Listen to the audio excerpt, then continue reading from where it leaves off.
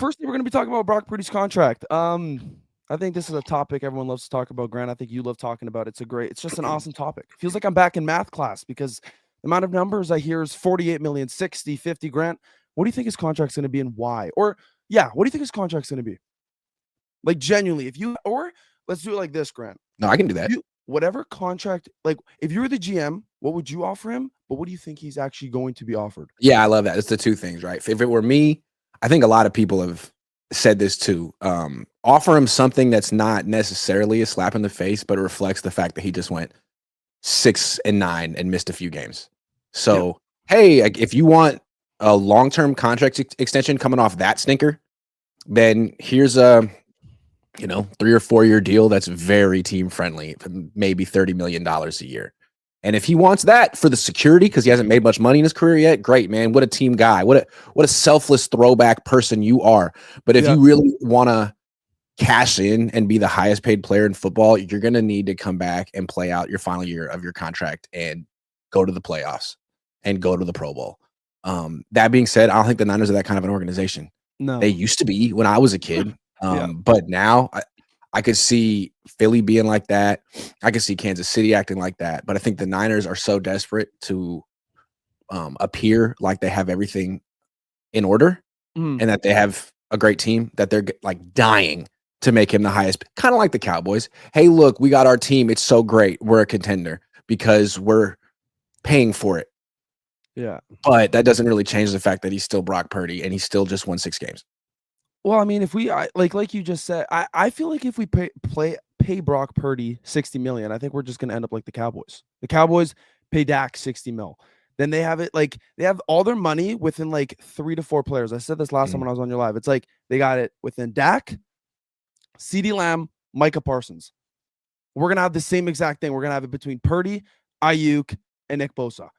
So I don't know. Williams, it's another guy making $1 billion a year.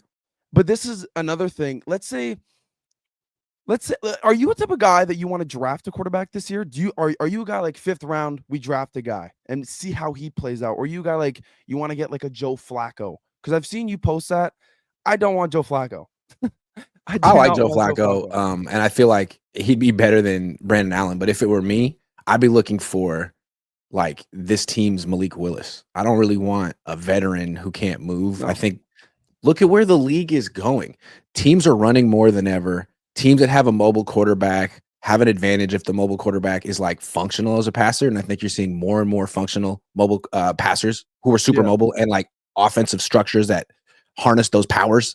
I mean, you put Malik Willis on that Packers team, all of a sudden he's completing like 75% of his throws. He actually was good. He did. So I would like the Niners to get someone like that. And, the Eagles were really smart. They had Carson Wentz. They were paying him a lot of money.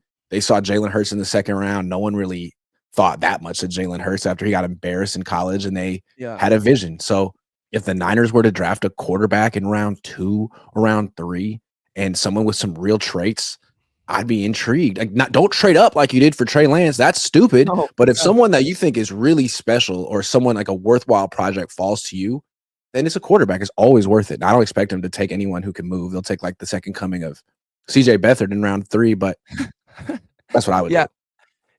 So what's your official, like, what do you think the Niners are going to give Brock Purdy? Because I don't know if you answered that. You said, no, I think they'll give him 4 years, 5 years, something that's like $300 million, something that technically says he's getting $61 million, something that technically makes him the highest paid player in the league for a day at least. Also, Jesse said like he thinks the contract's going to be like 60 mil, but there's going to be incentives, or so he said something like that. Like it's going to be 60 mil, but it's not going to be 60 mil. I don't know. I don't think he deserves 60 mil. Well, it'll be like a 5-year deal, and like the final year of the deal will have no guaranteed money, and the cap number will be like $100 million, and it's like, oh well, he's never going to actually play on that. They'll either cut him or extend him or restructure him.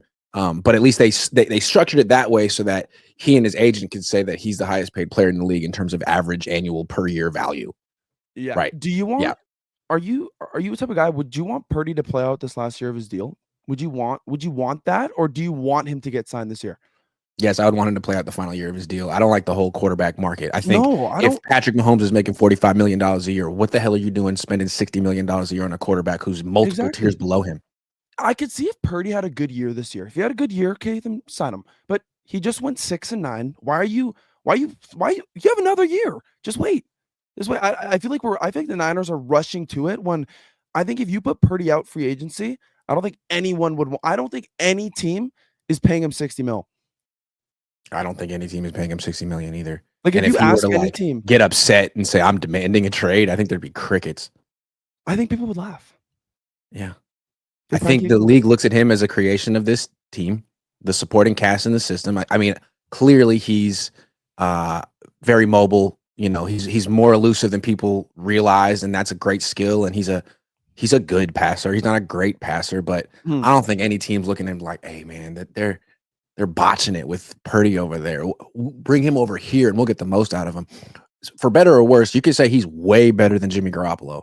But the fact that Jimmy had the numbers and the record and the playoff wins and then went to the Raiders and flamed out the way he did and now is just not even competing for a backup spot. He's just a backup. That doesn't help Brock Purdy's market.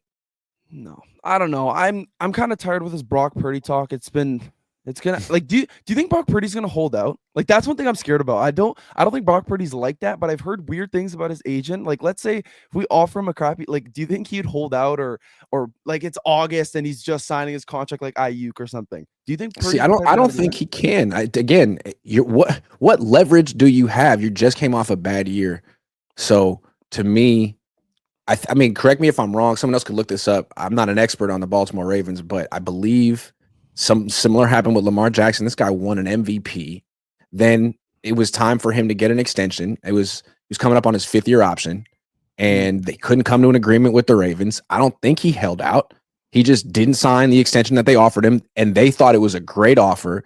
He came back, played on his 5th-year option, had a pretty good year, and then got the extension the next year. So if you don't like the Niners offer, fine, bet on yourself. That doesn't make you greedy. It just makes you No. competitive, but you got to be there at OTAs if you want to be the leader and quarterback of this team. Because if he holds out, I can't remember a quarterback holding out, but any quarterback who does hold out, that team's not winning the Super Bowl. Like you pretty much No. right, And you they can went pretty much confirm that. So they got to get a new quarterback, and you run the risk of losing the freaking team because honestly, when McCaffrey comes back and he's healthy, a lot of guys could do what you did, dude, and you know it.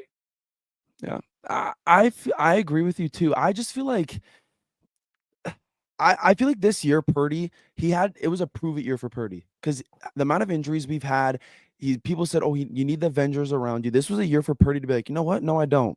Like even if we just missed I think if we went like, let's say we just missed the playoffs and we had like a above 500 record, okay, fine. He had a lot of injuries, but this is a year for Purdy to prove that he doesn't need the McCaffreys, the Ayuks, but he does. And then if you sign up to 60 million, we're not going to be able to sign those Ayuks and get the better players and keep the better players because we're going to have no money because all the money is going to be within Brock Purdy. So he has to be smart. I think his agent has to be smart too. So I think what was scary about Brock, again, I love his mobility, but as a passer this year, he completed 65.9% of his throws. Like that's super average. and he's The really good in the snow and the rain. the Really good. league average is 65.3 this year. So, I mean, you take away some of these premium weapons, he doesn't look like he's not super accurate. He's a good enough, he's an accurate enough passer.